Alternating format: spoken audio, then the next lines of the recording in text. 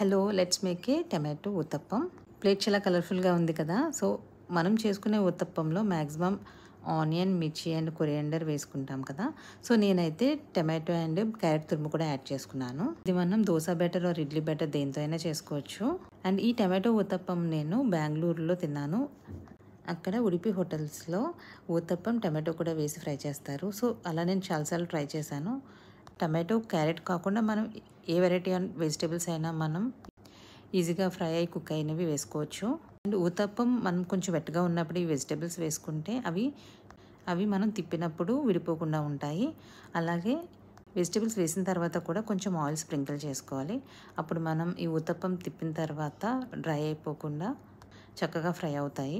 అలాగే ఇది మనం ఆయిల్ ఆర్ ఘీ దేంతో అయినా ఫ్రై చేసుకోవచ్చు. అండ్ మ్యాక్సిమం మీడియం హైట్లోనే ఇది ఫ్రై చేసుకోండి. సో నేను చేసిన ఈ ఊతప్పం అయితే చాలా క్రిస్పీగా అండ్ గోల్డెన్ బ్రౌనిష్తో చాలా బాగా ఫ్రై అయింది.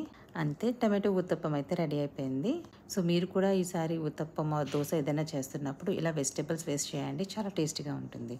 Thank you. See you in the next video.